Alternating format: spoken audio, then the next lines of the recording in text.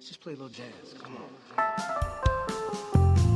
You know, for me, the action is the chase. Amen.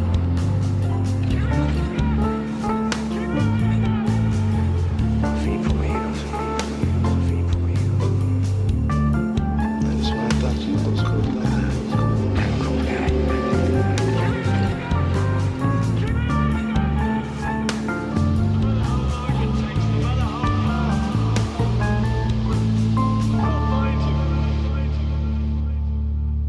Hey, welcome to Framework Guy. I'm Al Schwartz. With me, as usual, is John Bernard. Hey, happy inside. How's it going? And also joining us are our first and most repeated guest, Mr. Joon Kim. I believe the podcast is not addictive. Well, this one certainly isn't. But I believe Mr. Al Schwartz just perjured himself because I watched these episodes very carefully. Yes. We're here to talk about The Insider, Michael Mann's, I guess, least popular films, but one of the best ones, I would say. Well, box office wise, this was a pretty big bomb. Right. I mean, it's kind of a disappointment. Well, they set it up for like they gave this movie like $60 million or something for a budget, which is just like, I understand the 90s were a different time in film, but how did you ever think that this 2 hour and 40 minute docudrama about a real life 60 Minutes interview was going to like light the box office on fire? Adult dramas prestige, a prestige, drama. It could have worked. An Oscar contender. It was an Oscar contender, and it's a great film too. That's probably encouraged them. But you don't know that when you sign off on $60 million, or is it 80 million even? It's something high. I mean, it's Michael 60, and it's 60 in like 1998, 1999 dollars. So he's coming off Heat, which it wasn't exactly a slam dunk box office, but I mean it was Heat. You're selling more DVDs of Heat than you know what to do with, and it's you could make movies like this in the 90s. They assumed it was probably going to be an Oscar contender, just based on the subject matter and the cast, I'm sure. So those play a little longer, and I don't know, something like Michael Clayton can be profitable. I think that The Insider could have been. But Michael Clayton's 10 years later and not that profitable. True. It's got to be that like Heat is a success no matter how you slice it. Like, yeah, maybe it wasn't an Independence Day style. Maybe it was a Mohicans thing, like Mohicans, like residual, like, the Heat, which didn't start a fire, but I assume it did well on video, like video rentals and stuff like that, right? Yeah. Very. Mm-hmm. Right. So huge there's potential in it, and it's something that Mann wants to do. They want to be in the Michael Mann business, I guess, but it's not even the same studio. This was Disney, Touchstone, right? That's kind of weird to think of. Heat was Warner Brothers. Now, I mean, and you also think maybe the subject matter would give people qualms? I don't know. Are we fine with saying cigarettes are assholes in the 90s? I guess we are. I mean, this movie exists, but in the 80s they wouldn't have done that. I think Mann has talked about it in terms of like the marketing was kind of tricky because cigarettes are bad for you, like whoop-de-doo. How do you market that, right?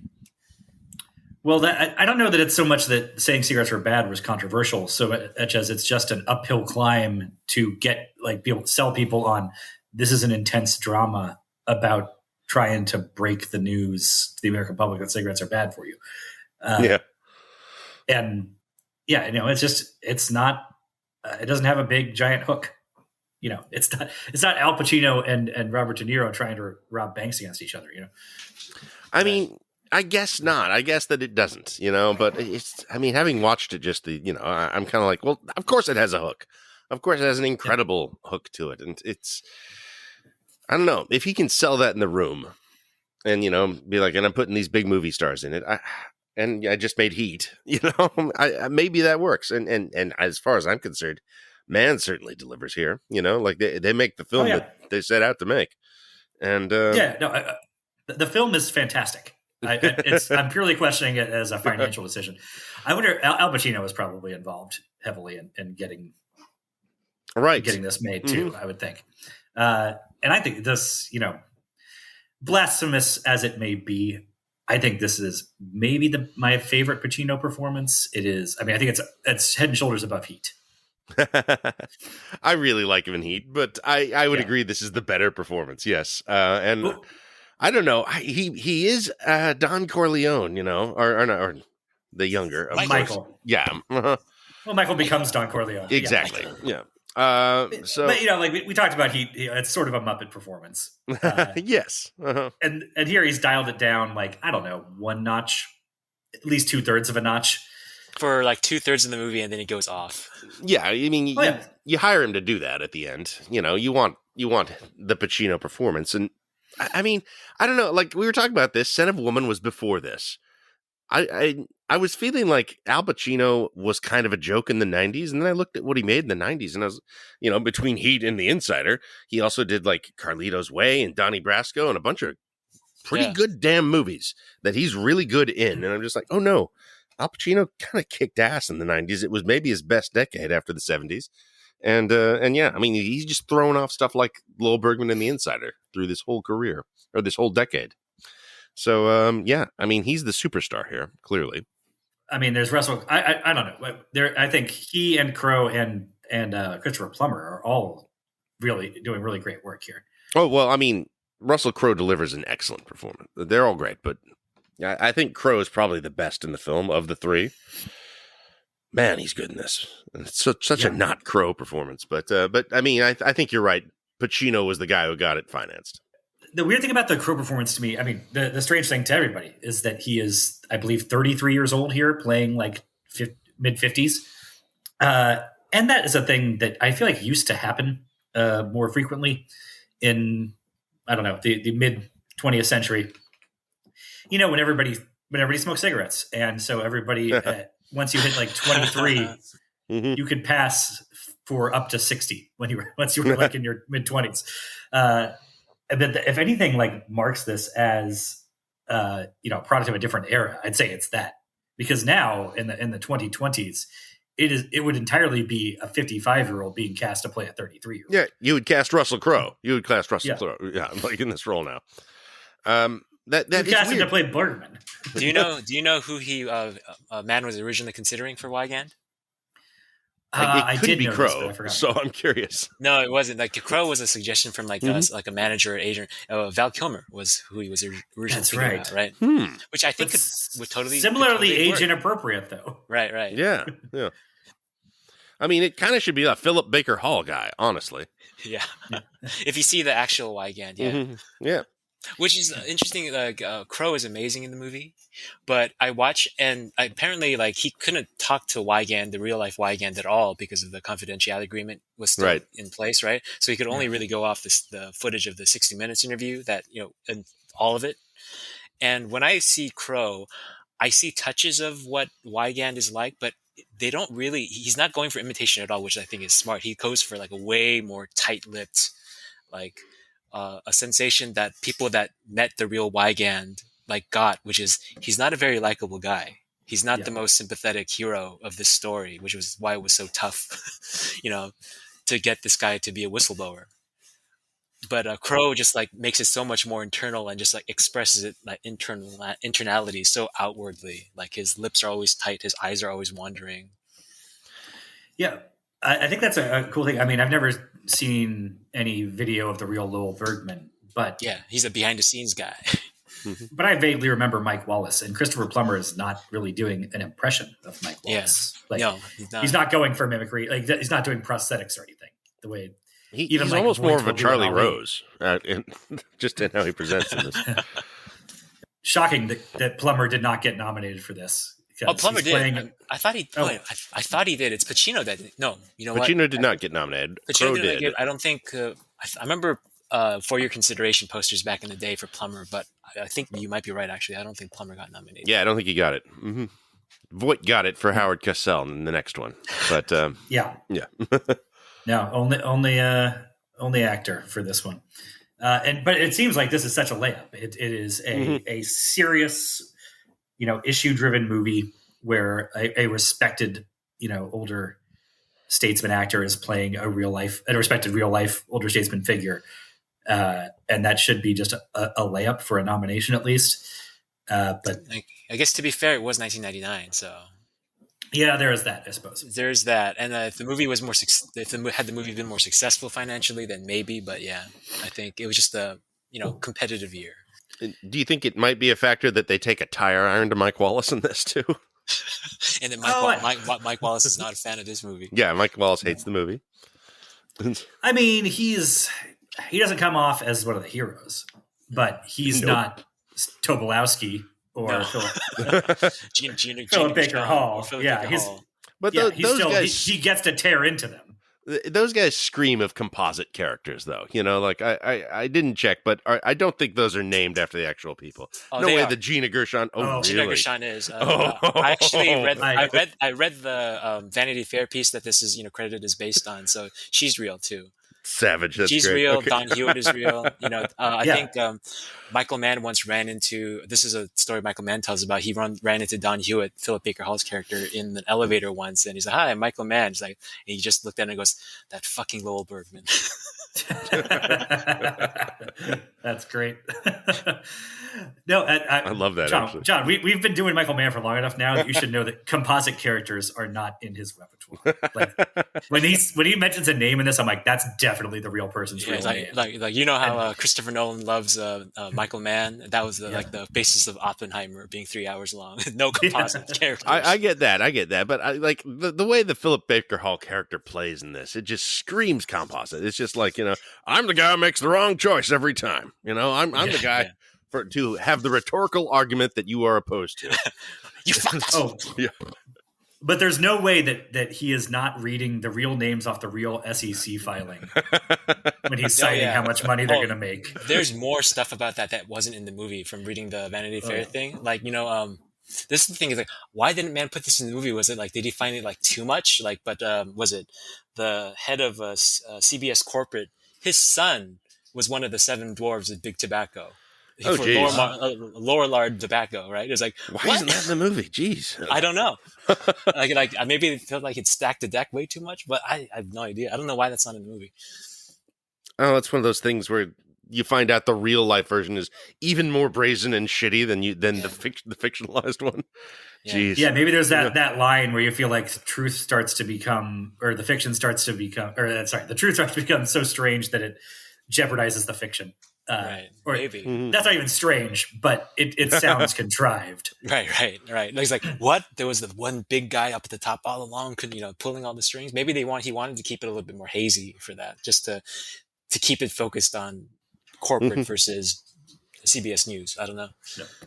I mean, but it's pretty apparent. Like, if Mann was willing to stoop down to doing composite characters, like all the Mississippi lawyers would just be Bruce McGill. Oh yeah, you wouldn't have 3 of them. Mr. Motley. Oh my God, Bruce McGill. The real Michael Moore playing Michael Moore, and Comfier playing Richard Scruggs.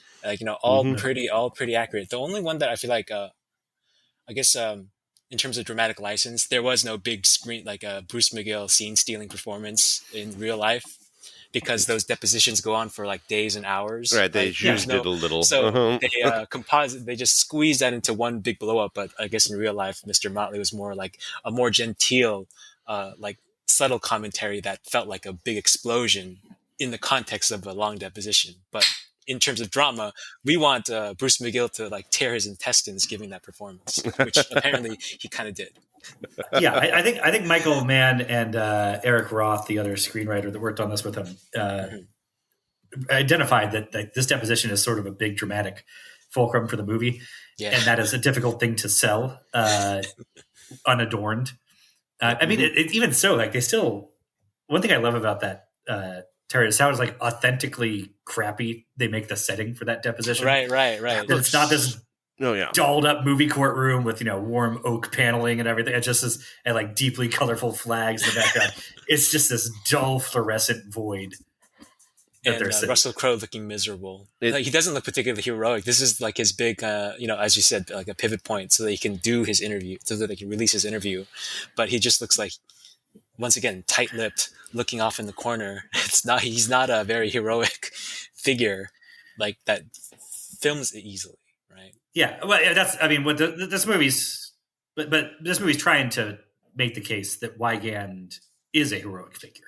Oh yeah. It's not a typically cinematic heroic figure in that he's not Gladiator or Russell Crowe. Oh, definitely not. Which is crazy that he did the Russell Crowe as Zeus. Yeah.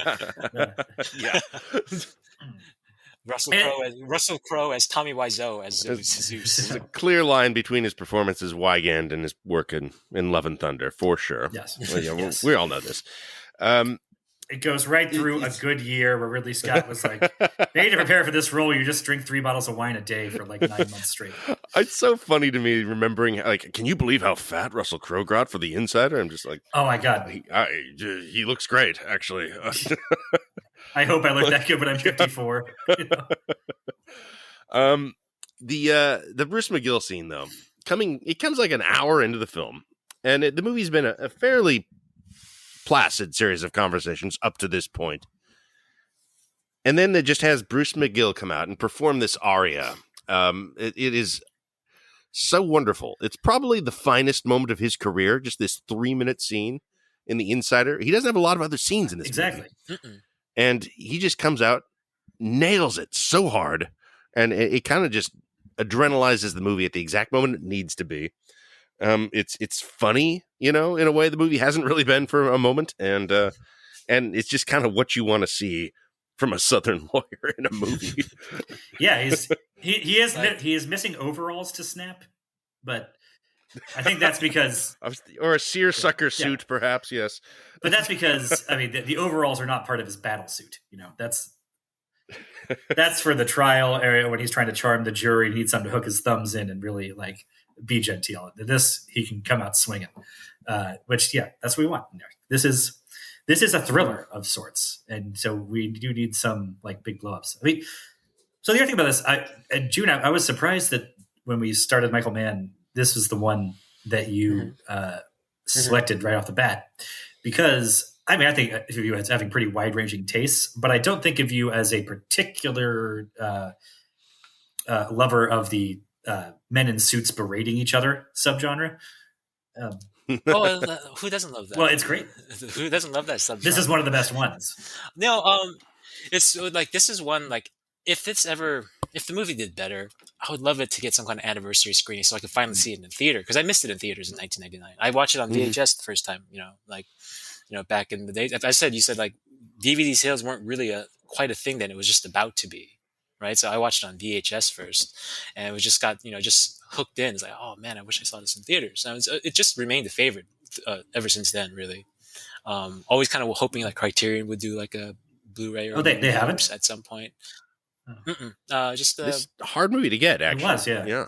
Like, yeah. Al, you told me about that. Yeah, like, I've had a open mat like digital file of the movie for years. I've held on to just because it's like it's nice. It's nice to have. I have the actual version, and I have this one that there's more picture. The color grading, it doesn't make everyone look orange. It looks a little bit more docudrama, actually. Anyway, so it's just one of those I've. Kind of like Zodiac, it's one of those that it just keep every time I see it, it keeps growing on me. Speaking of another men in suits talking at each other movie, Zodiac is another favorite, and something about Zodiac's a police movie. I'm thinking like the men in suits berating each other is its own thing. It's a lot more. What's another? Glengarry, Glenn Ross. They all owe a lot to that. Sure. Yeah, but also stuff like Margin Call, things that are boardroom dramas, I guess. And this is before the Social Network would be a version. The Social Network is definitely a version of that. I just recently watched in preparation for this, but also just I happened to rewatch Spotlight, and I also watched Shattered Glass, just because they're fun rewatches for me, and it's actually a fun comparison in terms of just how much a director like Mann brings to this subgenre. I guess maybe another version that it's legal dramas that aren't necessarily courtroom dramas. A lot of them, and they're very well suited to YouTube, because you get these clips of people, so and so destroys Southern lawyer, blah blah blah, and they're fun. Sometimes they're I can be just like, I want to see. I want to see Christopher Plummer say they betrayed the legacy of Edward R. Murrow. In isolation sometimes. Wandering the wilderness of National Public Radio. That's something. I'm not going to do that. Try Mr. Wallace. That's what, again, one of the great pleasures of movies is watching older character actors just lay into somebody verbally and get the vicarious thrill of seeing somebody else get yelled at in public. Because, there's nothing better than when somebody's getting yelled at in public and it's not me. You get to feast on that in this film. It's just, so many clinched assholes in this movie, kind of starting with Cole Hauser and then just building up, actually. Like, it just... Wings out. You're right. It's Wings. It's Wings, the dad.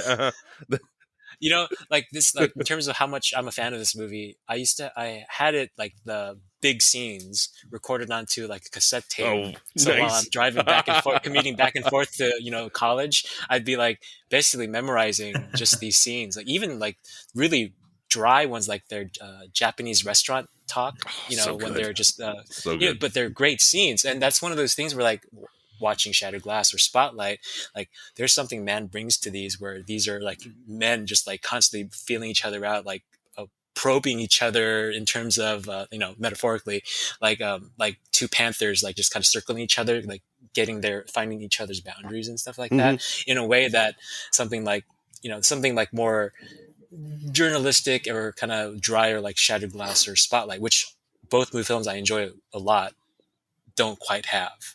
Like, no, that's why this movie feels particularly tense, because he does things with this docudrama format that most directors weren't doing. Right? Yeah, I mean this is the most intense driving range scene I've ever seen. I mean, a scene where he goes to a driving range and nothing really happens, but right, it's nothing at all. Just another guy just happening to be driving range, shooting balls in a suit. And just looking at him. Wrong. I love how overt the stalking is in this film. Like, they're not fucking around, man. It's just... did you ever catch the one, like, I didn't catch it until way later. The scene where Russell Crowe has now started teaching at high school, and then he's on the phone with Lowell Bergman just going, like, it's about the character assassination piece. And what kind of shit is this? In the background, you see for a moment one of those, like, guys just digging up shit about him just walk past. Very yes, subtle. I caught that. Yeah, like the guy that interviews his ex-wife. Like, it's like, I'm looking for Mr. and Mrs. Wagon. Like, it's a really creepy smile. Like, he just kind of passes by. There's nothing ever said of it. It's just there, right? That's great. That's God. This is so good. I mean, it's scary, man. Yeah, the mob tactics in this are like, whoa, this is beyond just legal courtroom shit now. Really dirty stuff. And if you ever do read the Vanity Fair piece, it feels like watching the movie feels like a very condensed version of the Vanity Fair piece, which goes even deeper into all the machinations of Brown and Williamson and Philip Morris and CBS News and all the character assassinations. Like John Scanlon, who Rip Torn has a very small role in this movie as John Scanlon, the guy who heads the opposition research firm. He's a consultant on Vanity Fair who had to take he had to not be involved with this piece because of the conflict of interest. Like, that's how swirly this stuff gets in regards to, like, we're just trying to find the truth about this guy. That's all. Wouldn't you, if somebody's accusing you of this stuff? And it's like, well, and I think in today's world and post internet whatever, I think there's a lot more inherent skepticism when all of a sudden there a 500-page report about some random civilian drops. I think people are going to be more seriously say, well, that's weird that you went to those lengths to uncover this guy's shoplifting record. And John Scanlon would be like, hey, like, this guy's, is going to cost a lot of damages and a lot of money. Yeah. So, 500 pages is fair to me. Yeah. I mean, I suppose so, but yeah, that's how evil would see it. No. Well, I mean, the point is just to fuck it up before the thing. So so there's dirt in the water, blood in the water. It is muddy, and you can't. I mean, look, we've seen versions of this tactic play out quite a bit in the last 8 years or whatever. This is how it's done. Yeah, and apparently it's how it was done in the 90s even. Just on a sort of smaller scale, or not quite as broad. Yeah, more analog version. Yeah, more targeted, I suppose. But yeah, it is. I mean, but you're right. The similarity is that it's not so much about cigarettes. Companies don't have to try and prove the case that cigarettes are good for you. Actually, they just need to churn up enough mud to muddy the waters where you can't definitively prove in a court of law that they give you cancer.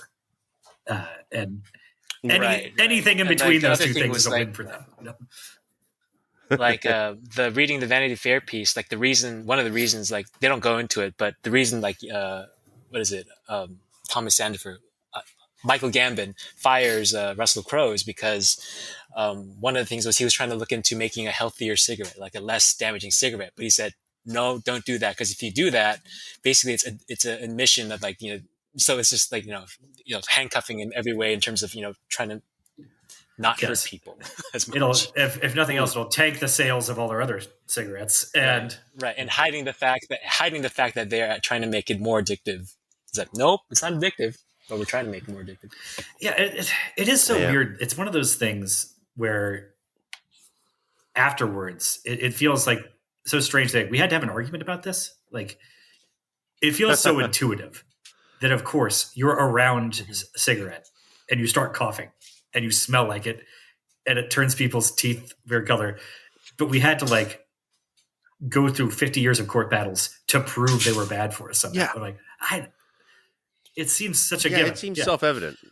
It's, like, oh, no, it's fine. Obvious. Come on. They'd say something if it wasn't fine. They framed it in terms of, like, well, we put the warning on it. People see it. So after that, it's a personal responsibility issue. But then, so, the fight was to basically get them to catch them in the live saying, like, no, you're trying to make it even worse, so that now we can, sue you to get, to cover the Medicare coverage of all the people that have been hurt by these things. Right. So that's the goal, not just getting the truth out there. No, certainly. It has a very the cover up was half as much as the crime, right? And because the cover up went on for decades, and we're going through similar stuff with global warming and fossil fuel companies, and that seems to be breaking through too now. That we're kind of starting to turn the corner from. I don't know who knows. Like, just because we've studied oil for 50 years doesn't mean we know anything about what it does or how it works. To like, we all kind of knew this, but we don't know what to do about it. We appear to be getting the message on that about 5 minutes too late. But yeah, I mean, it's probably true of cigarettes too. Honestly, that like, how long did people just smoke these on planes, in offices, pretty much everywhere, in movie theaters? Like, this was allowed into my childhood for sure. So yeah, it's crazy that it took us that long to admit something that was quite obvious. But then again, is it maybe not just human nature, and that's exactly what we're going to do always with everything? Yeah. Well, but I guess even the idea that we had to prove they were addictive, and it's like, well, everybody knows somebody who smokes 3 packs a day. Like, what? I mean, of course, and more people that smoked 1 pack a day back in the 80s and 90s.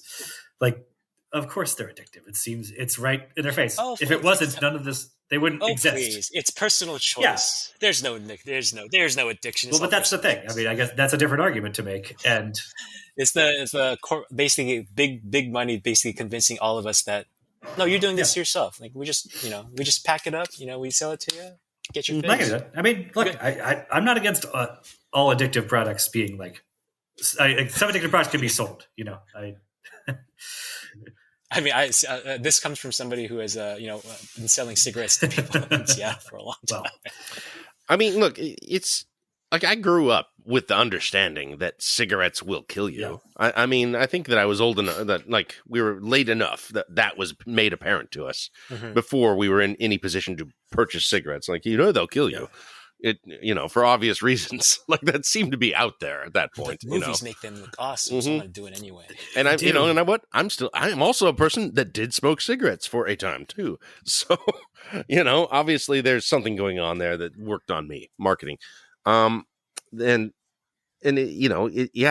obvious when you smoke them too that, these are going to kill you. They're bad. These have an obvious deleterious effect on how you breathe. Right. So. A small price to pay for entering flavored. Exactly. Yeah, you're going to get your fix. Exactly. You're going to get your fix. I do love that, just that style of 60 Minutes interview of just repeating the last sentence back across the table to each other. Mike Wallace, an amazing showman, right?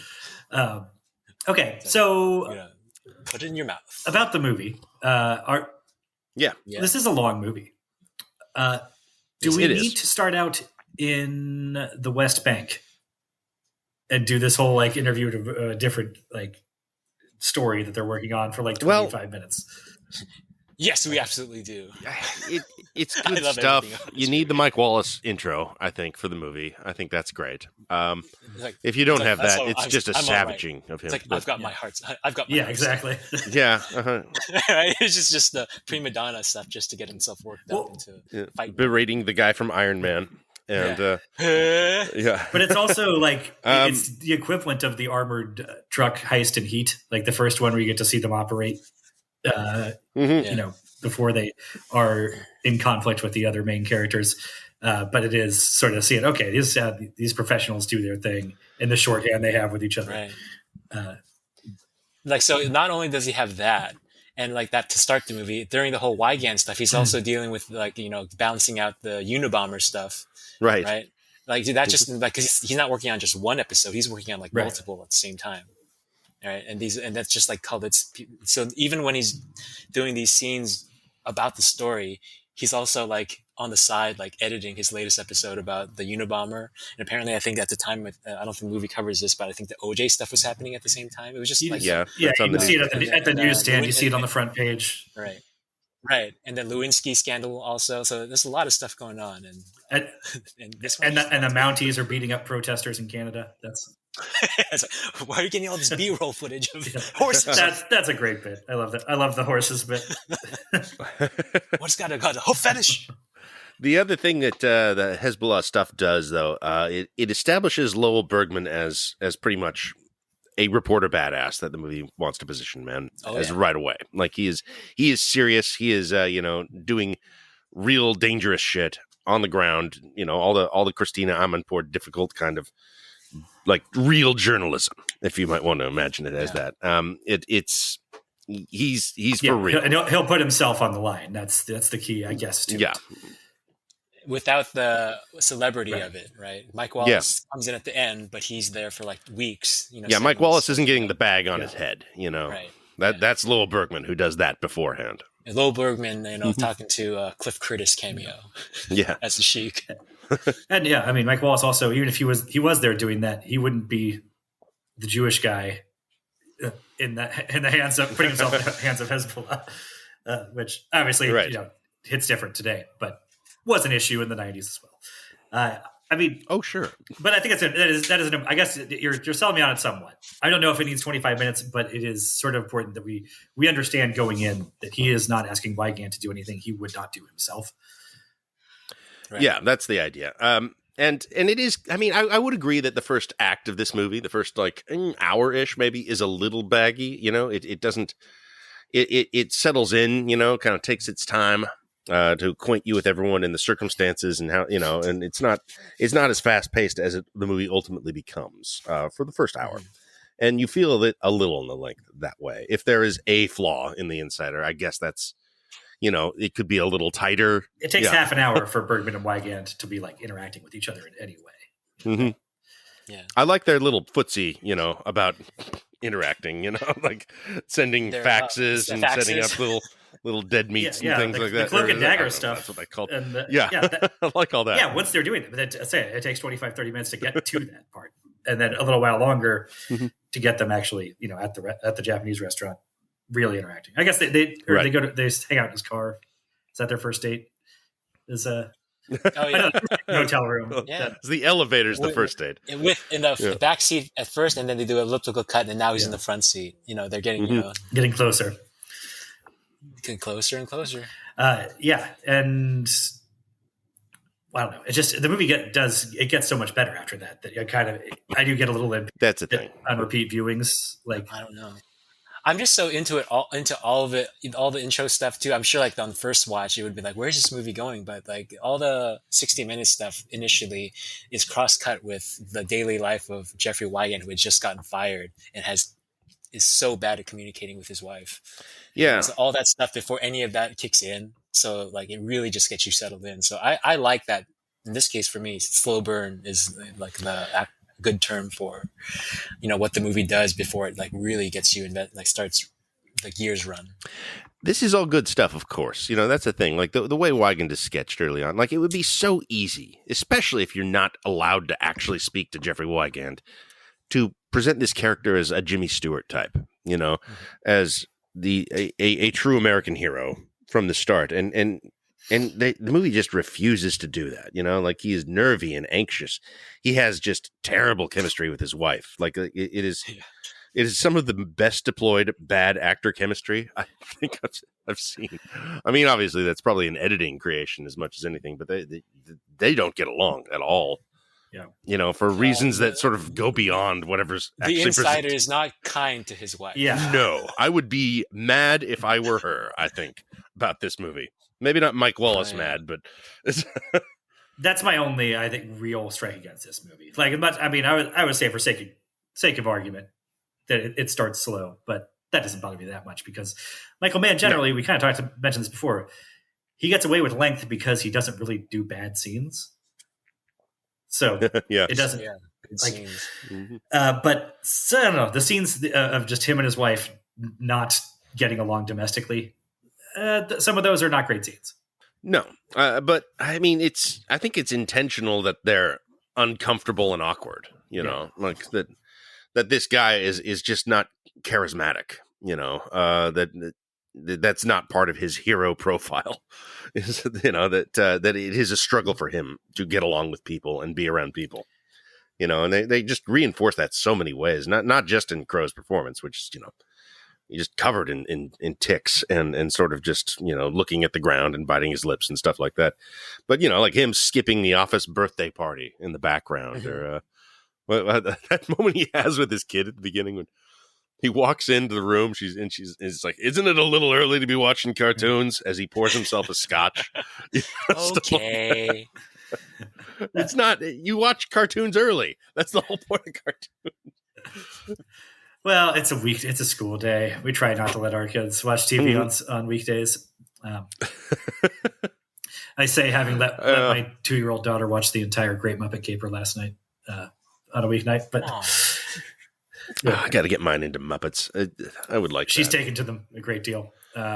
That's great. Good job. And yet she's not responding at all when I do my version of Animal as Sizemore as Michael Chirito for her.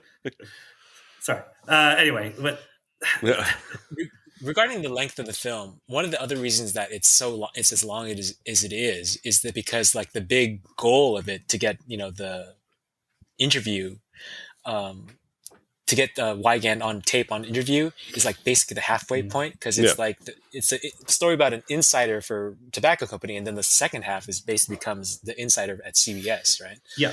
So it's basically it's a two-parter. Well, there's a sort of big villain reveal where the first Brown and Williamson and the tobacco companies are the villain in the first half, and in the second half CBS becomes the villain. CBS, exactly. Not CBS News. Big difference. Not Big CBS difference. News. Yeah. Mm-hmm. And so you get a whole half of the movie that's focused on Wygant, but you also have it setting up the fact that Lowell Bergman is a guy who prides himself on being someone who doesn't burn his sources, and then the second half is basically testing him. How far is he willing to go for that source? That is what this film ultimately is for me. Watching it this time, watching it now, and it's been a while since I'd watched this, at least a decade. And I always liked it. I always liked it very much as a men in suits screaming at each other movie. It's great, classic. But it really struck me this time. No, this is about tests of manhood. This is, and that's Michael Mann film through and through. Exactly, but the most maybe. Like, this is the most test of manhood man film, and. And in a sense, that's sort of just like, oh, wow, yeah, what will this boomer have to say about manhood? I'm so interested. But it ends up being, I think, profound because, I think most movies, if you say it's about a test of manhood of some kind, it's going to be like, can he fight the guy? Can he be brave enough to beat the guy up? Feats of strength. Will he be able to fuck well enough? How will his dick be big enough? It's juvenile shit. And this is real test of manhood. This is like real stuff. Like, how are you best serving your family? Is providing your family more important than being true to your word, having ethics in your job? Can you afford to sacrifice your loved ones for ethics, for your job? If you are threatened with jail, will you do the right thing? Shit like that. real shit. What Michael Mann talks about when he first met with Crow, he's like, this isn't going to work. This guy's too young. But they read through the script together. And speaking on what you're talking about, John, in regards to like, what will I do? The real stuff about, family. Mm-hmm. He talks like, Crow was reading through the script with him and he was just like, Man's like, this isn't working. This isn't really working to himself. But then Crow gets to that scene where Bergman just told him that they're not going to be able to air the interview. And Crow just goes dead quiet and says like, do you know what it would have meant to have my daughters see, what I put them through, what I put them through. Crushing. That's the moment that sold Mann on Crow. It's like, that's it. This is the guy. Yeah. It's probably why I got nominated for the Oscar. It's an incredible scene. And and I think, that it emerges, even though the movie doesn't put a fine point on it, but just because of that scene, that's like the thing that's most important to him, is what it feels like in the film, is that his kids get to see why he did this. Well, this kind of chaotic kind of thing where, is that how you say that word? Quixotic? Yeah, you got to put the X in when you say it. Yeah, okay. it's weird that way. It's a doomed kind of mission in a way. Like, you stand to lose everything for to make a point, what does that even fucking matter? As an adult with a family to take care of, is amazing at the end of the movie when the interview finally does air in full on the 60 Minutes, and you get to see Lowell Bergman's waiting for a flight, and you just see some people watching TV, but there's no big sense of triumph. The only triumph that you get is like the Wygant is, doing, makes a point. His weekend with his daughters. Yeah, and, him showing his daughters. They look up at him. That is the emotional payoff of the film, really. Yeah. And they're too young to understand like how much it means, but it's still, But they will. And I think what's great about that, is that they make a point of showing that, like two people that know Bergman tell him, "Oh yeah, great show last night," kind of as an aside. But they make a point of showing that the audiences, in the airport, are not like rapt and shocked by what they're seeing. Right. They're not blown away. They're going about their business. There's not people marching on the streets because of it. Yeah, it's not like the end of Glass by M. Night Shyamalan. It doesn't get like V for Vendetta. They're not like it doesn't. Yeah. Or it doesn't even get something like a Spotlight where like Michael Keaton comes back into the office and like we're getting so many calls, which I'm sure that happened, but at the same time, the movie makes a point of this is the big, cathartic moment where you get to see the pay, the fruits of their labors. But this movie is so like, Mann is so like against that kind of convention that he won't even give us that. It's a Pyrrhic victory at best. But he will give us the fucking superhero shot of Bergman stalking off into love that shot. I know. into the streets of New York because of like wafting his cape behind him. I've watched a lot of interviews with Lowell Bergman over the years. Like he's done a lot of talks at Q&As at journalism schools and stuff like that. I was like, after listening to him for a while, like I was like, his avatar in this movie totally deserves that shot. It's awesome. Yeah, I mean, the movie definitely makes the case that Lowell Bergman is a superhero, and it does it very well. I believe it. You want somebody like Al Pacino to come in and give his movie star, sheen to that. I guess Bergman's only issue with, because he's who he is. It's weird to see somebody playing himself, but it's like he probably shouts a lot more than I would ever.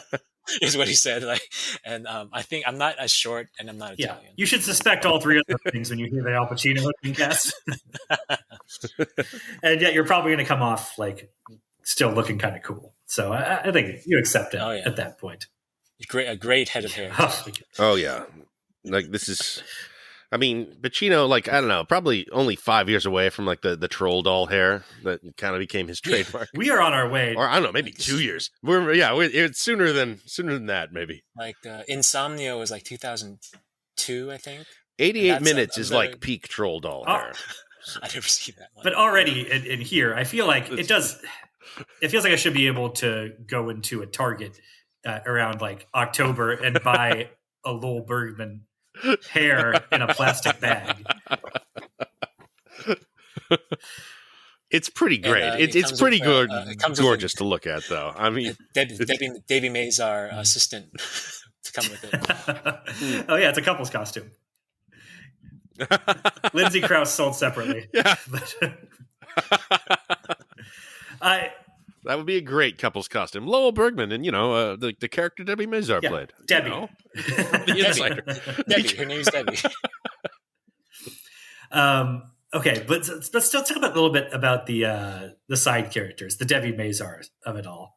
I like I said, it took a while for me to figure out who Rip Torn played in this movie because I kept seeing his name in the opening credits and being like, oh wow, Rip Torn's in here, and then by the time it takes so long for him to get to him that I've forgotten to keep to be on the lookout for him by then. And he's like never even he's got probably 3 lines and barely is like never in the center of the frame. Like you're probably not 100% sure he's the one talking for the first 2 of those 3 lines. Because he has a thick, bushy beard and a phone up to his face, so you don't really see it. Right. And like you never really get one half of it because he's talking into a phone. So he says a couple lines into a phone. Later on, he's in a helicopter with Philip Baker Hall. You see half his face, and Philip Baker. He's like, yeah, you're full of shit, Don. But he never says anything there. Yeah, it's like he's just reading a newspaper. You also get a totally wordless appearance from Breckin Meyer as I know one of Bergman's kids. Yeah, Pacino's Bergman's kids. It's like, bye, Dad, love you. off screen, and then you see him walking out the door. You're like, wait a minute, is that fucker from like Can't Hardly Wait? What is this? But it was 1999. But yeah, we were talking about. I was talking early on. Cliff Curtis making an appearance as the Sheik. Oh yes, of course. Which I didn't realize until way later. It's like, oh my. I saw his name in the credits, and then I had to wait until the other credits to find out who he actually played because I didn't notice him as the Sheik at the moment. Right, neither did I. And I didn't know that until much, much later.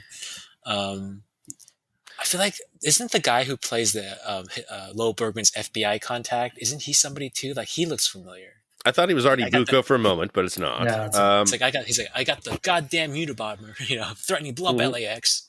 I'll get to it when I get to it. He's a character actor for sure. I'm sure he's been in plenty of cop shows and shit like that. No, you got Bruce McGill, Comfio, Wingshauser, Stephen Tobolowsky, Wingshauser, Gina.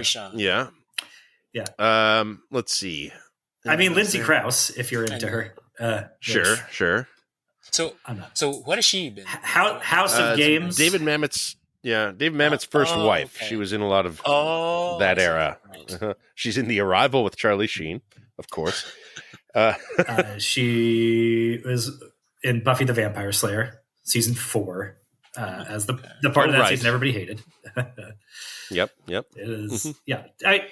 She's a character actress. You got Haley Eisenberg, or I think that's her name, as the Pepsi girl. She was like as one of Weigand's daughters. It took me a while to put that together. I was like, this girl looks familiar. What was she in Hook or something? What is she? She was in a series of like a TV commercial campaign. 90s Pepsi commercials. She was the Pepsi girl for a little while. Okay, we're not talking about baby Bullseye or what? Shit, what's her name? Baby Bullseye. Steinfeld. Haley Steinfeld. No. Yeah. No. Oh, God. This is Jesse Eisenberg's younger sister. Fair. Okay, that makes more sense. And it's the one from the Pepsi commercial where she was the little girl and she talked like an old cowboy. That's who she is. There you go. Okay, got it. Thanks. Sorry, everybody. Another 90s. You gotta position yourself back in 98, man. We were watching soda commercials on TVs. They would last 60 seconds. Yes. Mm-hmm. Some other podcast brought it up. I can't remember, but like somebody joked, like, can you imagine how pissed Michael Mann must have been when that girl suddenly started showing up in Pepsi commercials so close to her having a role in a serious movie? Yeah, a movie where he's like so committed to fidelity to reality that he's like putting actual New York Times reporters playing themselves in key scenes in the climax of this movie. You know what's crazy is that this doesn't. Was it Michael? Just doing research on this. Michael Mann was working with Lowell Bergman, not even on a movie about this. He was working with Lowell Bergman on like a story about. They were doing research on doing a film about an arms dealer. And then when while this stuff was all going on, he goes, "Hey, this sounds like a movie," and they just switched, because all the stuff about CBS, corporate and versus CBS News was happening at the time. And so Bergman was dealing with that. And then they switched over to this. So which meant that I don't know if, the Vanity Fair piece had come out yet. So basically like they were doing this kind of hand in hand with this. So they were doing their own investigation because he's such a research freak, in terms of, getting really into this. So, and because this is a Disney production with via Touchstone, that is actively attacking the story is attacking CBS, they had to be super careful to make sure everything was like, all their, right, tortious interference, T's were crossed, and tortious interference, all that stuff. Even some of Mike Wallace's dialogue was straight from Mike Wallace ranting at Michael Mann or Eric Roth. Like, did you say this? Like, I'm not going to be on national public radio. It's like, oh, that's good, Mike. That's good. That must have pissed him off. It's like, no wonder like Mike Wallace doesn't like this movie. But some of the interviews I've seen of Lowell Bergman said, like Mike is just pissed that it wasn't more about him. Yeah, that it focused on the people behind the scenes doing the work. Yeah, and again, there's things to be pissed off here with the Mike Wallace presentation. I think ultimately it's such a good character that it kind of like you don't come away disliking him exactly, but he's not a hero. He's not a little at all. bit like a blowhard buffoon that sees right at the end. And they have a nice moment smart. In the ending. He's clearly smart and capable, which makes his betrayal even shitty. And I think also the fact that Christopher Plummer is so good in the role is also kind of drives the knife in a little deeper too. No, I should have played. I think that's maybe he thinks that. I mean, I don't know. The guy's been on TV for 50 years. He's certainly got an ego, but I don't. Of course, yeah. But his betrayal is he gets to voice a sympathetic rationale for why he does it and reverse course on it, and gets to do his own self-righteous tirade against the suits. Like, I think he's self-righteous tirades. Yes, I think he's redeemed. And a scene of quiet remorse in the hotel room when he's just like, worried about his legacy. Like, should I be the guy that resulted in a tobacco company by CBS? I don't want to. That's what's so sympathetic about it, because he's not motivated by money. I mean, I love that. The Pacino's. He's motivated by pride. Yeah, which is, I think, by ego. I mean, it's sort of fallible. It's it's kind of human in its just sort of cravenness, I suppose. It is, and that he is a bigger than life figure is kind of it's a little bit. It is outright laudable in contrast to Tobolowsky and Gershon just wanting to cash their checks, which is what it's. There was a time consideration, Mike. Oh man, how perfectly cast just to deliver that time consideration line. I know. It's wonderful to get his incompetent little fingers editing Mike Wallace. So good to get Tobolowsky in that role. Yeah, such an act of violence against the real guy. a bit part.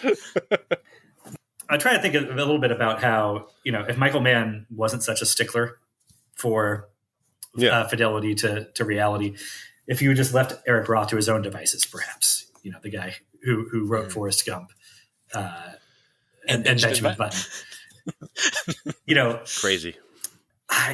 This is a wildly better script than either of those. Well, do you get as far? Yeah, but do you get is it tortious interference? Are we doing this? Like, I mean, I can attest tortious interference. That's a real thing and a real nightmare of a lawsuit to deal with. I've been sort of tangentially dealing with one for like 4 or 5 years now. That feels pretty cut and dried, and it's this guy, this side didn't deliver the things the contract said they would, but it still drags out for years and years because you're trying to prove what would have happened if somebody else had not done a thing, and that's just a nightmare.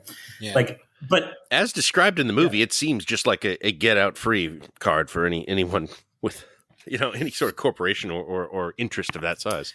I mean, whatever. There's arguments for it because it can go the other way, where a big tobacco giant can interfere with competition through skullduggerous means, and you need to have some way of fighting that. But the point is, like, in the pure Eric Roth version, do you just do away with all of that, and it just becomes, the son of Thomas Sandifer is on the CBS board, and he's trying to kill it, and it's much simpler and cleaner that way. Right. And true, which is the crazy thing. Yeah. That's wild to me.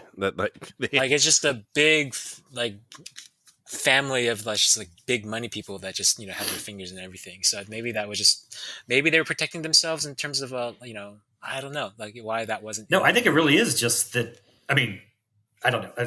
I don't know, but I don't think it was necessarily in terms of family trying to protect family. I mean, I think that the CBS corporate people really had this feeling of, we have this sale lined up. We're all going to make out like bandits. And one thing you don't want when you're trying to do a big corporate sale is open lawsuits, because they, even if they're kind of frivolous on the merits of the case, they have to go down on the books as a question mark of to how much they're going to cost.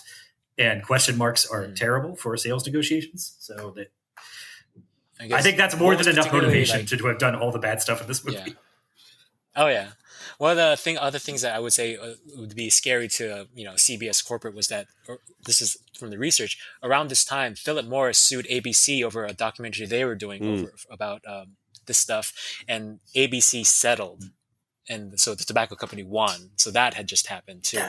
And Wygant was kind of deep in that too, and that's something that the movie doesn't go into. That would be so, like, even just mentioning that, and when they're all sitting around having lunch, going over, expositing about the nature of tortious interference, to mention that you could do that so quickly. I'm amazed they did not include that. Yeah, I don't know. It's maybe in terms of just the drama, or maybe they felt of all the decisions that go into stuff like this. Maybe it's also because this is ABC, because this is at this point does ABC own Disney or something, or Disney owns ABC? I can't remember. I think that's later, during the 90s. I think that's like 04-ish. I want to say. Oh well, so technically maybe Disney that merger was Disney already in the movie. works and they didn't want to muck with it. That's possible.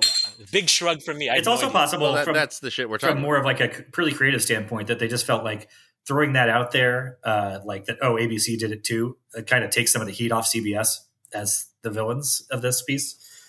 To be, if they're not the ones, the only ones doing this. But this kind of on another hand, like, it shows how big the villain is. Like, just how, like, sure.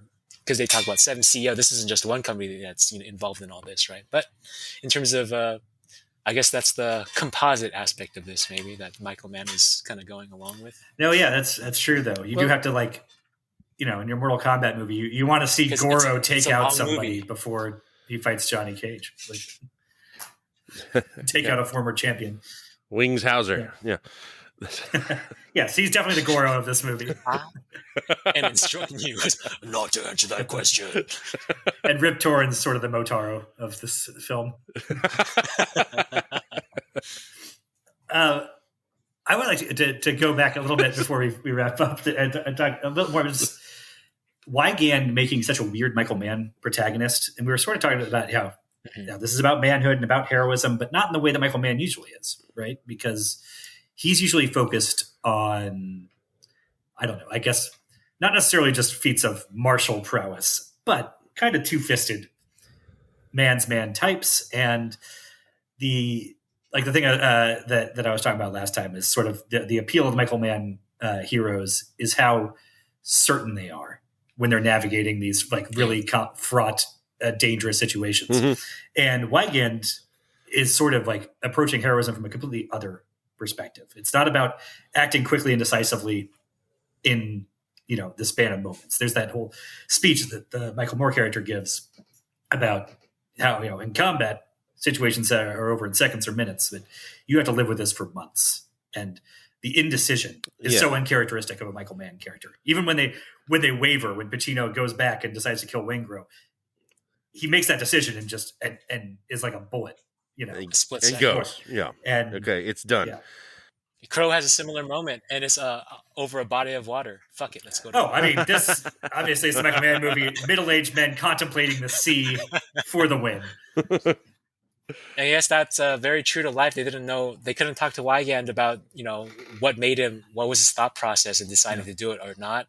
And so Mann and Roth had to just kind of figure it out himself. And I guess Wygant said, "It's gorgeous. You got it." Like, there's no. He doesn't have a monologue explaining why. He just goes, "Just gonna do it." Yeah. Well, I mean, there's even that line that's how man can you get? It's almost the screenwriter's copping to not knowing that when he's like comes up to them and pushes up his glasses and says like, "I can't decide a framework for how to make this decision" or something along those lines. Yeah. And that's the thing that Michael Mann characters usually have their framework really, really like ironclad. That they have forged that framework in prison and pursued it single-mindedly. What's great about Wygant as a whistleblower is that most of the time when he acts out, it's when he's like he wants to tape the interview. Like, I want to tape it now. You could hold it for later, but I got to do it now because right now I feel threatened. This is the only thing I can do. So it's like almost out of this petty defensiveness that he usually acts out. It's rarely heroic. Well, in totality, it becomes heroic, but his his jumping to action is whenever somebody tries to push him around, he reacts. Yes, I do feel like the fact that they are threatening him actually kind of pushes him towards whistleblowing. Like it pushes him farther away from them, and it feels like this decision is made to some extent out of spite. Which is an incredible note to include. I think that's great. I love that. Yeah, it's great, and it feels honest and real. And I think you also have the contrast of Lowell Bergman, who can be the steel spine of this. Yeah, but he's also motivated by self-righteousness. Mm-hmm. And they put that, of course. He's got his thing. But he's also kind of positioned himself where, protecting his source is it's the rock he built his church on. He has no choice, really, in the end. Like, he has to behave that way, or it's all bullshit. Right. Nothing means exactly, anything. and that's how he's justified cashing CBS's checks for so long. Right, which is the similar thing when Russell Crowe brings it up to him, right? Like when they're like circling each other, testing each other's boundaries, because earlier Bergman, in their romantic discussion in the car, is like, you go to a lot of company golf tournaments, you're a man of science. What are you doing working for tobacco in the first place? And then it gets flipped around with like, what are you doing working for CBS, a corporation like CBS News? And he gets tested and he quits at the end, right? Well, he mentions he's a former radical journalist, because he's like, I gather, a figure from the 60s. Oh yeah, he was that. Like he's seen some shit from all the interview stuff I've been just kind of keeping up with it about Bergman. As I said, like as a movie character, he totally warrants that badass flying cape slow-mo shot at the end of the movie, set to massive attack. Yeah, great. God, I mean, the man knows how to end a movie and how to what music to put under the end. It's always something great. A movie that's so badass about its like research that it, instead of tacking like the disclaimer at the end of the movie, it says like, we have taken the dramatic license with this movie in the the post credit card. Like, some things have changed, but still. Mm-hmm. But not Tobolowsky. That's the real name, that fucker. But I mean, these things that are included here, the notes of self-righteousness or spitefulness that motivates people, I don't think that makes acknowledging that that's in there doesn't make it not heroic. So it makes it a double negative. That's right.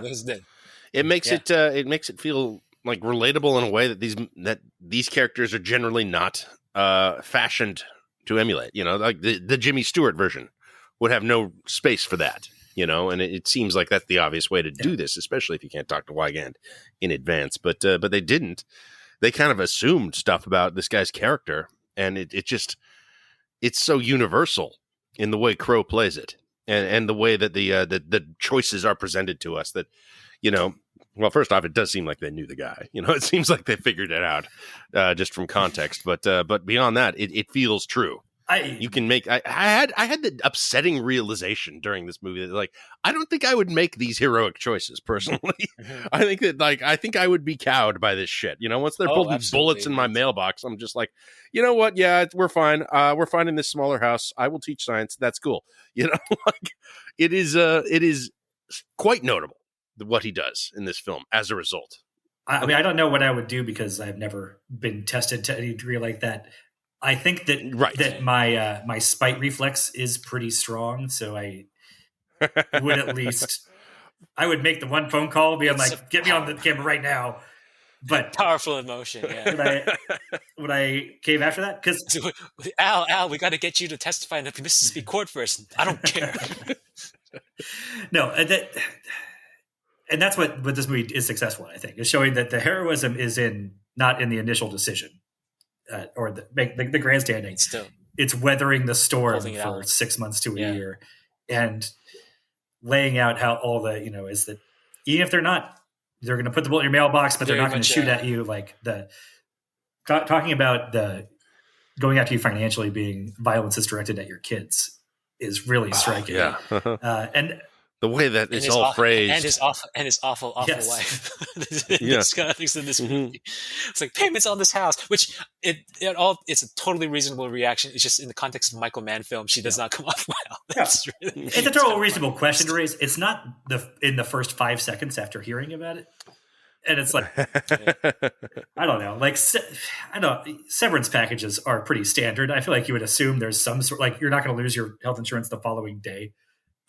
Yeah, a guy with his job would have a fine severance package. Well, that's another thing. Especially at that point when he's still applying, he's still abiding by the terms of his non-disclosure. Yeah. So, yeah. But I'm sure that was generous, but it still pissed him off. Yeah. Well, the way the movie has it, he was totally going to take it on the chin and shut up about it until... And then they pushed him a little bit further. They called him back in and told him he had to sign another agreement. So I signed a supplement to you. Which is just terrible.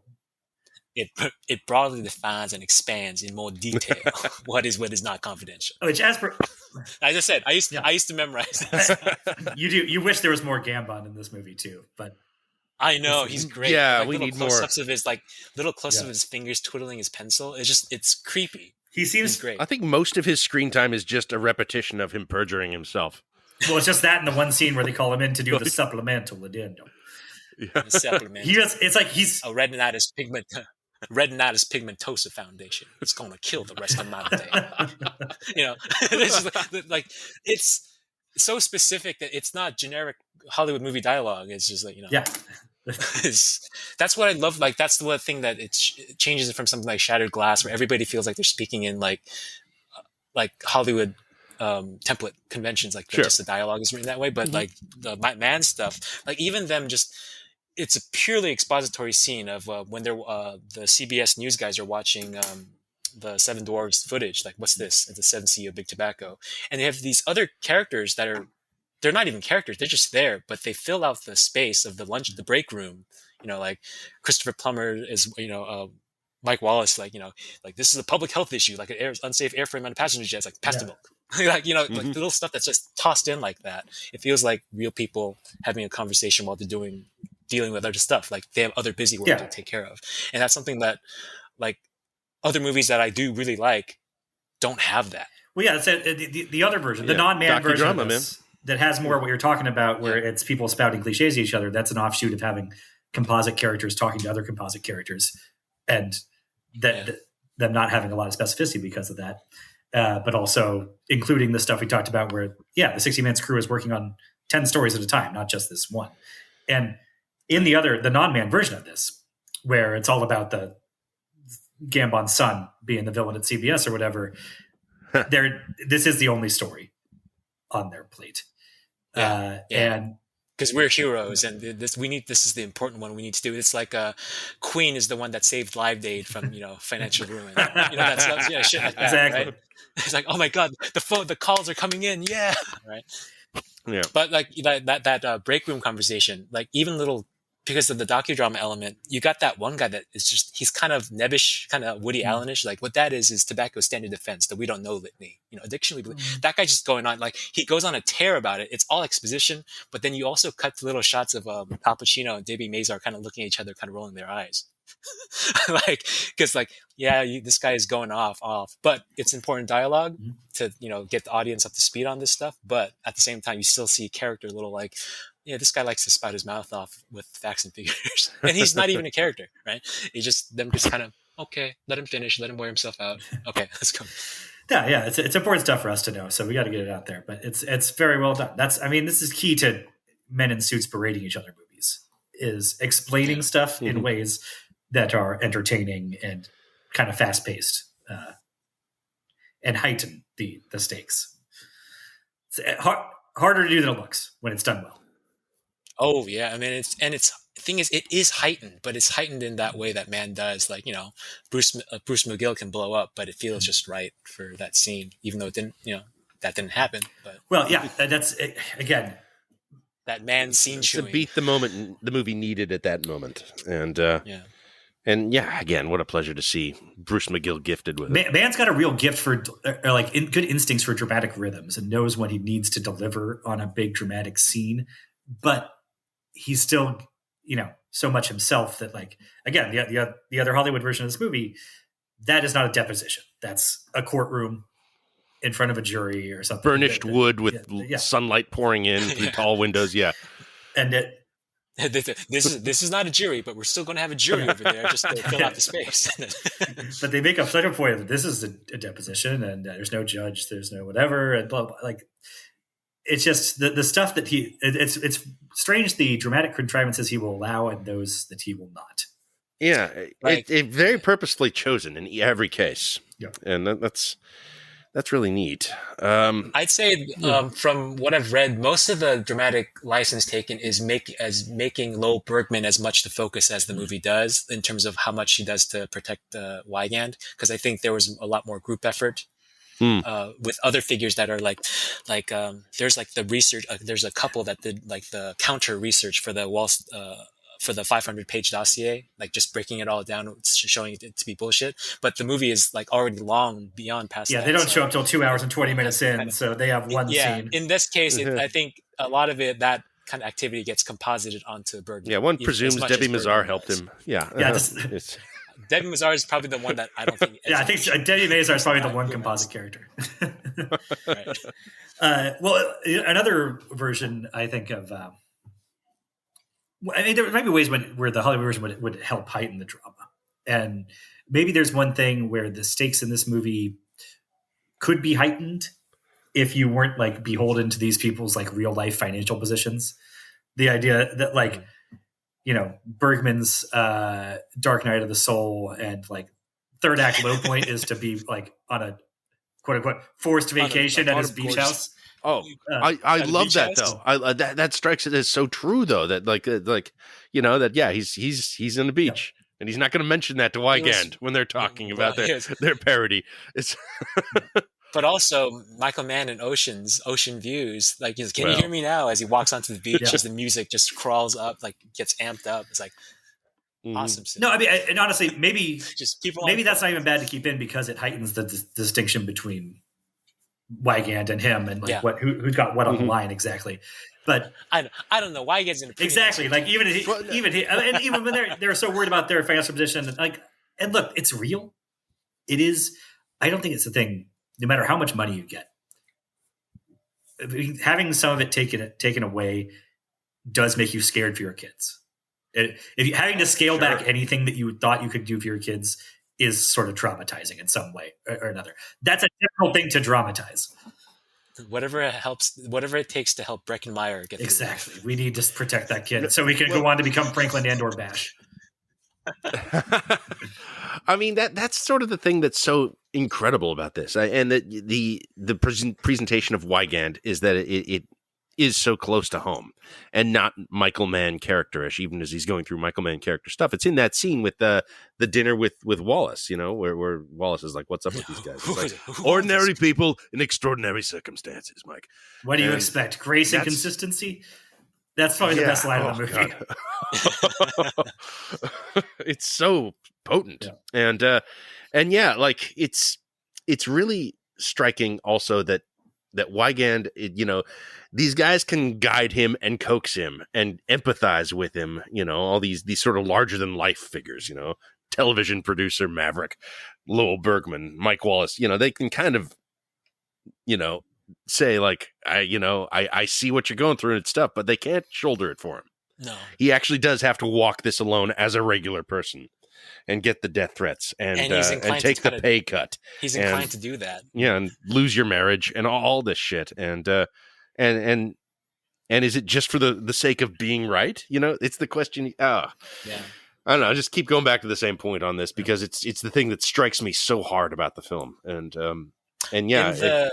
In the movie, that scene in the hotel room, like there's like, I think Bergman is concerned that like, because Wygand has cooped himself in the hotel for so long that he's maybe suicidal. Right? Oh, there's a good that seems 5-10 minutes of this movie where is he gonna fucking kill himself? Yeah, when he's in the like green lighting Coen Brothers hotel room, right? with the dirty t-shirt, with the warping morphing wall, right? Yeah. The real Wygand says like that never entered his mind, like that kind of thing. But it's one of those things where like the movie keeps it vague enough, like you know the concern is there for us, but I can totally see Wygand being this like, no, I'm not going to kill myself. I'd rather kill and be killing. No, that's what else than kill myself, right? And that's like that petty, that spite, like I will act out on this. I'm going to keep doing my work. But there's that isolate myself. The moment when Pacino's on the phone with them and he talks about looking at I'm sitting here staring out at the Brown Wilson's building, and like it's all dark except for the 10th floor. That's the legal department where they fuck with my life. Fuck with my and then life. There's a silence, and then Pacino seems like scared, like Like, what do you think? Where are you going with and this? So I think the Pacino's worried about there that he's like going to start shooting at the building or something, like that he's going to, as they would have said in the 90s, go postal. And as they would say in 2024, it's all on the table. It's all on the table, though. Like, that's the thing. Like, you don't know what's going to... I mean, you kind of know what's going to happen because it's a docudrama. And I think even going in, you know that Jeffrey Wigand doesn't go on a shooting spree. I don't think anybody... Well, maybe, you do kind of know that. But I mean, he does have guns. Yeah. You know, it's not yet illegal to carry firearms in this country, right? But I think they do a really good job of, like I said, without taking such dramatic license as to like show us a suicide note or anything. Putting us in a headspace where, because I guess Wigand himself is this kind of cold fish who's so unknowable, anything seems possible for those few minutes. Mm-hmm. Yeah. It's just incredible control of tone. It's just, like that he's got us so completely in everyone's headspace. Like, what an exceptionally well-made film this is. Yeah. Just what a hell of a job Michael Mann did on this particular film. Just with the characters and the and placing you in perspective and getting you to ponder what he wants you to think about at any given moment, enjoy the things he wants you like. You really get to know the back of Russell Crowe's ears really well in this movie. Like, so close up, just in his head, right? Yeah. So much, like even cinematically, this because remember I brought up Nolan earlier in terms of composite characters and how much Nolan is a fan of Michael Mann, so much that Dark Knight is basically his love letter to Michael Mann. Yeah. The scene after the Mississippi deposition, he's being driven back to Kentucky or something, and he sees a flaming car on the road. I've always wondered if Nolan was aping that shot when they're right before the SWAT chase in Dark Knight. There's a burning car. I mean, just a burning car on fire as he drives back with just an ominous, tone before stuff is about to go bad. Well, I mean, in Dark Knight, it's sort of plot relevant. They're using like a burning bus to force them down into whatever. But that's just, I mean, whereas in this case, it's like a collateral coyote. Yes. Right, it's just something on the road to ponder, get you all ponderous about. Well, they can't only ponder the sea. It's going to be 90% pondering the sea, but occasionally you have to ponder something on the highway. Coyotes or burning cars. This. I mean, I guess one other way. Lisa Gerrard wailing in the background. Oh, yes. Insider. No. I mean, the other thing, I guess, that marks both Lowell Bergman and Jeffrey Wigand as Michael Mann protagonists is a lot of their big heroic moments revolve around telling their bosses to fuck off. Yeah. Well, that is the 90s. Very much. It's a subgenre in of itself. Is telling the boss to fuck off. It's like, fuck me, well, fuck you. And that's like, no, you fucked you. Don't invert stuff. That's my favorite. That is don't invert stuff. You fucked you. Don't invert it. Oh, it's so good. What a good piece of writing. God damn, that's good. The Wall Street Journal, not exactly a bastion of anti-capitalist sentiments. It's just like, cat, totally out of the bag. Yeah. It's just like Pacino holding it in for like 2/3 of the movie and just be set loose. Yeah. For and it's completely warranted by that point. Yeah, that's saying it works here. This is Pacino. I'm a somewhat of a Pacino skeptic, but this is top of the heap for me. I mean, I don't know if it's the very best, but it's in the top tier. I think I agree after this rewatch, man. Top tier of 90s shouting Pacino. Yeah. A little bit of you get a whole lot of internal like quiet, and then you get, but like even like there's something. He goes big in the little other moments, not just shouting, but like, you don't like it, fire my ass. Yeah. He's kind of fabulous about it. It does. Fire my ass. Does. It feels. You're supposed to know me, Mike. When he says fire my ass, I always expect him to do a little bit of jazz hands. yeah, that's what it looks like. Because I think he has his like glasses in his hand, then he goes, fire my ass. He like does like eagles spread wings or something. Yeah, no, I mean, and I'm not going to fire you. Take a vacation now. And he accepts that. I thought he was being such a hard ass about it. I'm not going to quit and protest. I would do my job, blah, blah, blah. Oh, but I'll take a vacation. Yeah, sure. But again, that's how the story really went. So that's how it has to go. Like, Mann's not going to massage that part out and have them. Right. And he's not even going to make them like, really tight, lifelong friends or anything. No. Like they've worked together for a long time, but they've had just as much disagreements and like tete-a-tetes over the years, like so that's why they can like have this intense relationship, but then also go like give each other a Michael Mann, like each other a nod of approval, and then walk out, go to Frontline or something. Yeah, and Wygand can continue to teach, and they'll go separate ways. It's not teacher. Apparently a great teacher.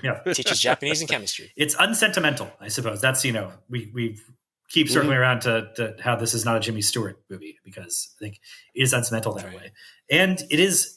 I mean, it's a great sort of journalism movie because in the way that it is inspiring in certain ways, and how like the importance of journalism, how it can work, and then it still manages to deliver that comeuppance to the villains of this particular movie, and then end on the note of what broke here doesn't go back together, and we're still kind of fucked. It's clear as a society, yeah. Mm-hmm. Which relevant today, and also kind of it's a through line from the stuff I kind of watched around this with Shattered Glass and Spotlight, in terms of the news stories that get buried and like just because of sensationalism, etc., and all that kind of just. Those are both like really playing an insider's side of the pool, and it's right? like they're all kind of set in like the mid to late 90s. With Spotlight, it's just after like before and after September 11th. So it's that period where I feel like a journalism movie can sing. So there's not a lot of texting, no smartphone screen. In terms of like the discussion about like what do movies do now with all this modern technology? How can you tell a contemporary story without the plot being completely made irrelevant by smart devices? Yeah. So we still, for journalism movies, I don't know what that's. I can't really think of a modern journalism movie that's stuck in my head that about our modern era. I feel like I'm personally stuck in like the 90s kind of. I don't think they can. I think they have to go back. That's what's kind of so impressive about this film, is that it was contemporary. Basically. Yeah, more or less. I mean, you always need a couple of years for the story to like fully come out and then to produce a movie about it. But it's not the Post, like the Post is like how you would normally do a journalism movie. Yeah. That is kind of Spielberg's Michael Mann film, actually. It's good. It's good. I remember being totally fine, but I should give that another watch. Spotlight wasn't like that far removed from the actual events, but I think it was sort of like crucially removed on the other side of sort of the smartphone revolution. In the way that Joon was talking about. Yeah. So what's the most recent contemporary journalism movie? It's not The Insider, is it? Well, no, it's got Spotlight, right? Like, how is it not Spotlight? Okay. Spotlight is like kind of the biggest one because it came out more recently, but Mm-hmm. it had to go back in time. But like, what's something that covers like a more contemporary, where characters would have like smart devices and I mean, I feel like we're gonna get those movies pretty soon about the last decade or so. But there's also, but not quite yet. But there's also an argument that, I mean, part of the reason why, in addition to all the just dearth of creativity and gross profit motives and all that part of the reason why we're stuck with just endless iterations of franchise IP and fantasy and superhero stuff is because nobody's cracked that nut yet of how to do contemporary adult dramas where everybody's like most important relationship is to their phone. Like the other than her, the Weinstein story, like She Said, came out. I haven't seen it, but I kind of wonder what that's like, because that would be more contemporary because it's about taking down. That's interesting. Harvey. But I haven't seen it yet. That's an attempt to do maybe perhaps a women in suits berating each other movie. Right. Bombshell. I saw. That's sort of doing. Oh, how was that? I didn't see that. It's not great. I mean, it's conversations. They don't really do a lot of cell phone material in that. That I guess would be what we're talking about. But yeah, we were talking about earlier, like why did they spend this much money on a movie that probably did not have much financial return? But like, I think it's one of those projects where like the people with money kind of believed in it. They wanted to do their All the President's Men, like for the 90s. Yeah, I think that like that's kind of, they're chasing that kind of prestige, and it could do well. It's got Al Pacino, it's got Michael Mann. But this is the last time anybody's going to take that kind of chance. Right. Speaking of Bombshell, Russell Crowe in that Roger Ailes series is kind of playing in this pool a little bit. Was that a movie or a TV? It's a TV series, and it's pretty good, and he's awesome in it as Roger Ailes. I forget what it's called, but yeah, he plays him as a real motherfucker, and it's good. I mean, obviously, that's a very different tone than this. It's closer to like Richard III or something, but it is playing, in modern journalism, and kind of like how it fell and debased itself completely. But yeah, I mean, the Crow. It's interesting to compare that performance to this one. Actually, it just feel like there's a thing with journalism movies. They almost have an element like westerns where they all have to be about the heroism of the thing, but also sort of about how the ending of some era where that heroism was possible. They're all kind of the last big story. Yeah. Huh. Interesting. Yeah. Upsetting. I mean, it just changes. It just changes form. They will crack the nut of how to make the iPhone journalism film at some point. You know what's funny? I was reading. I also kind of tried reading reviews for this movie back in when it came out in 1999, right? And I saw Entertainment Weekly one by Owen Gleiberman, where he gave it a B, like good movie, B plus, like. But it's kind of the final paragraph was like, kind of what's the big deal? It's kind of Christopher Plummer's take at the end. We got off right. What's with all the doomsaying? And I kind of like, oh, that's funny. Just because in regards to like the past, since then, like 2 decades of the way journalism has gone down the shitter. Which in terms of big journalism, but in listening to the stuff, all the Q&As with Lowell Bergman, he thinks like there's great work being done all the time. It's just that it's hard to get it out there the way 60 Minutes had, like The Nation. Well, the segmentation of the audience, where you can kind of just, there's no definitive source now. It's, you take the source you want. They don't have the medium you want. All the other ones don't have the that's right of the 60 Minutes. Mm-hmm. 60 Minutes is still around, right? They're still airing 60 Minutes, but it just doesn't have the cultural position that it does because we're nothing so fragmented in what we consume. The Tonight Show doesn't either because there's 19 different versions, like competitive versions, as opposed to 2. Jon Stewart back only on Mondays. Sure. All right. Well, we're. I think we told those clouds what for. Yeah. While embracing the inevitability of decline. Yeah. Oh, that's become a real theme here since Mohicans. Hey, since Mohicans, by the way, like, look at this run. Okay, take out the keep. Just drop the keep right out of there. You got Thief, Manhunter, Last of the Mohicans, Heat, The Insider. Is that like one of the greatest runs in the history of filmmaking? This is incredible. Awesome. I've had so much fun watching these. But that spans 20 years. I think it's just one reason why it doesn't feel like a run necessarily, because he's not pumping them out that fast. Yeah. And I mean I think the next couple are great too. Yeah, it's not over. Yeah. Yeah. Although I don't know, I'm curious to see where I land on Ali now. I know Collateral will be just fine, but and then Ali, Collateral comes on just like a straight up genre, pretty like an under 2 hour genre movie, right? Yeah. Mm-hmm. Yeah, Michael Mann kicks ass. It turns out, like, I'm enjoying this man stuff.